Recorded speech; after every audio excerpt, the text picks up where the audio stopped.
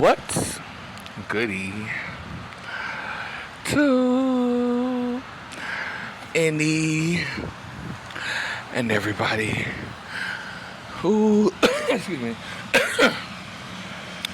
may be listening? Okay, let's go ahead and talk about this post-traumatic stress syndrome, this PTSD that followed me throughout this lifetime. After seeing this individual by the name of Daryl, the last Hatter, the father of my ex siblings, those twins, those wretched twins who came out. Let's talk about this PTSD that followed me after that beating.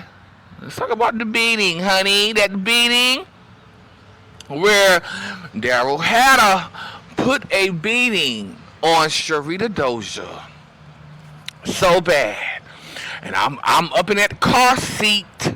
No, not the car seat, but the the seat where you get fed in as a child. You know the seat that you sit in where they put the thing down and you had a little thing. That's what I'm talking about. I'm sitting over there in that seat watching Daryl Hatter beat the living shit up out of Sharita.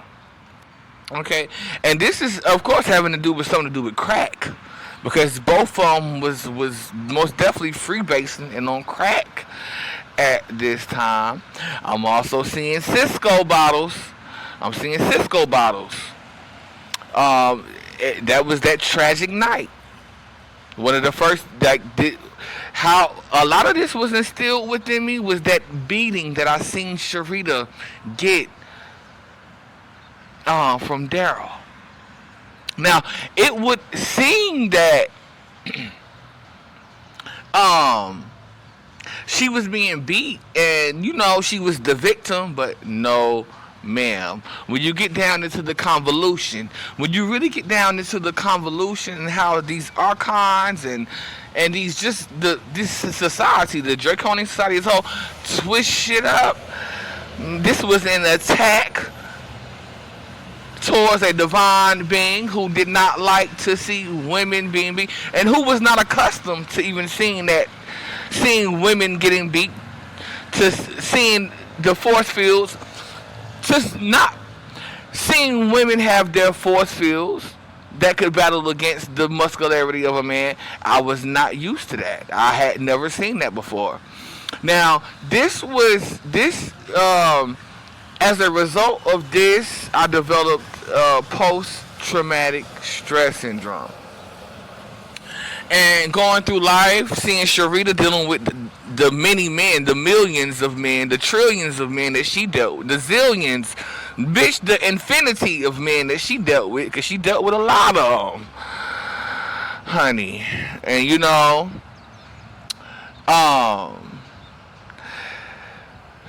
seeing that, I was not used to seeing situations like that. Because of course when I was in my fullest power, bitch, all the girls had shields and fields around them where a man couldn't get through it. Okay. So this PTSD, it followed me throughout this lifetime. And Sharita, again, with these zillions of men that she would have, I would always go back to that point. Like, I'm hearing reference point. That was a reference point. That beating that I seen her get at the age of, I don't know how old I was, 1 or 2, sitting up there in that high chair. That's what it's called, a high chair. Sitting up there in that high chair, watching this lady at 1 or 2 years old get beat, and I seen blood come out of her and everything. This would follow me throughout this lifetime, this post-traumatic stress syndrome. Let's go ahead and call our light sparks back. I decree and declare that any and all of my energy, light sparks and soul fragments that got caught up within the midst of myself sitting up in that eye chair and watching that lady get beat to the extent of which she got beat, Any of them that got lost within the midst of that, be returned. Okay, be removed, released, and freed from any shackles. Be healed and brought on back home to the mother, the father, and the child. Okay. So after I don't know how many men, I'm gonna say a million. There was a million men that came in between Daryl and this man that I'm going to be talking about, which is Quasi. Now let's get on Quasi. This is the Cinnamon Ridge days. Now, mind you, that Quasi already has connections to the lady by the name of Princess, who they supposed to be friends, or they developed some sort of sisterhood, because this individual by the name of Princess is the so-called auntie of mine, one of the ones who I loved the most out of all. We might get back on Princess because I got an outdated version of something that, I might get back on her. But anyway, this individual, Quasi, was already connected to Princess. And here we go with Sharita on Quasi. Now, let's get on Quasi a little bit. Now, Quasi was not cute. The face was not sitting. It was not giving. It was not, but he did have a body. Now, he had a body. That was one thing about it. He had a body, and at that time, he also had like long hair. So it was like cornrows. I'm seeing him in cornrows. I'm seeing that. Okay. But he did have most definitely a body, and he was most definitely very tall, a very tall individual. Okay.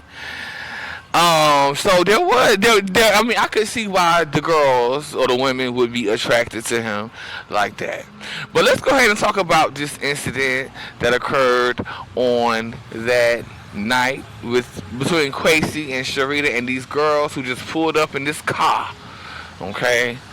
Now, of course, here I go. I'm about 8 here. I'm about 8 or 9 here. I have this PTSD from already seeing her get plummeted and beat by Daryl Hatter in the way that she got beat, and plus all the other fights that came up over the years. It's like all the commotion, and you know how when you fighting, the house gets tore up. It's just a lot with that, with the fighting and shit. So it was the PTSD that really got me. And these girls pulled up in this car, whatever car they had, and the fight, of course, was over Quasi, a fuck boy, somebody who nobody should ever deal with. Again, I could see why. He might got some good Peter Weeder. He most definitely got a body. He might know how to pick you up, and he might know how to, maneuver your body in ways that you want him to maneuver your body. So I could honestly see why the girls would be like that over him, but the face, again, was just not. He won't cute like that, but he had a body and he had height. But anyway, these girls pull up over him. It was something about that having to do with, and I'm also hearing there was another girl, like his cousin. I think her name was Takita or something like that. I'm hearing Takita. I'm not only hearing it, but I'm sort of remembering it. So it's Takita. And she was into all sorts of incense and candles and shit. I believe she was a witch. Something got to do with that. Let's go ahead and put our lights first back. I decree and declare that any and all of my energy, like sparks and soul fragments that got lost within the midst of Quasi as a whole and in general.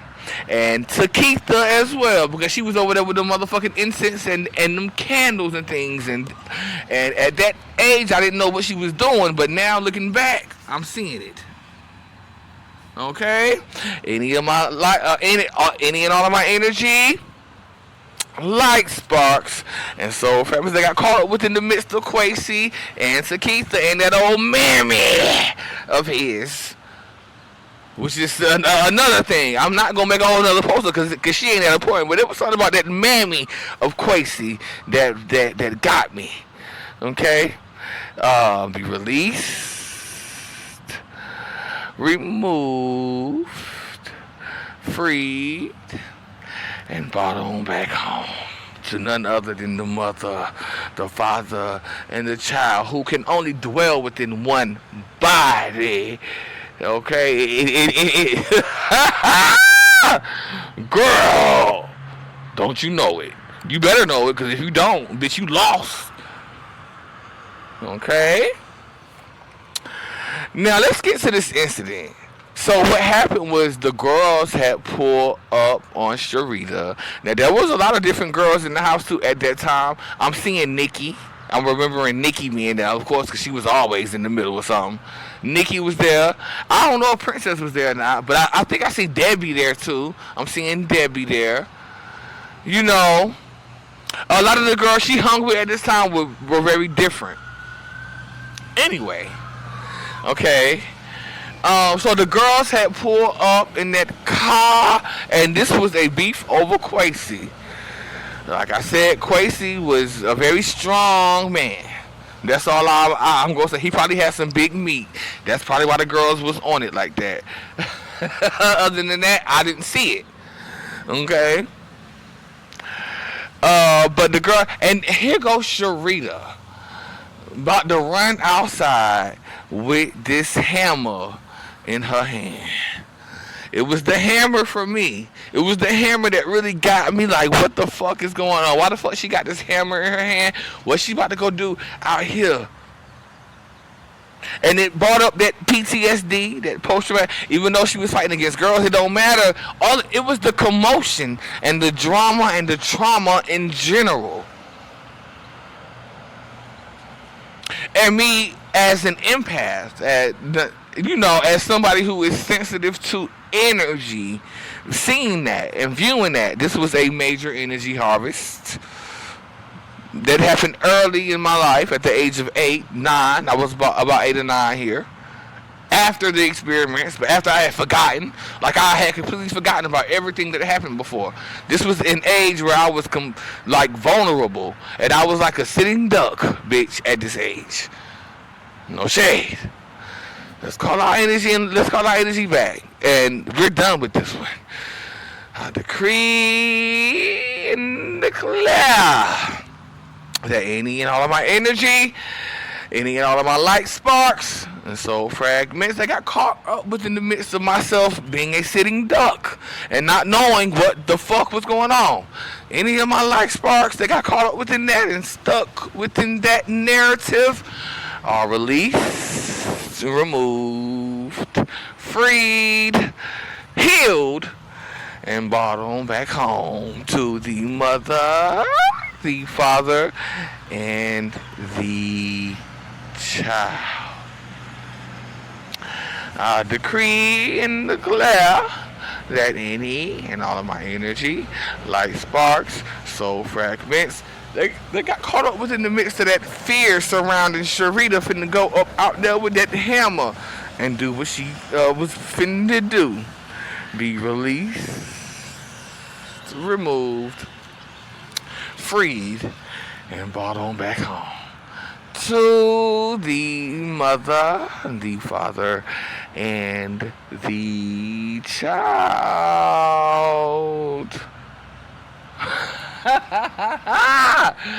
Okay.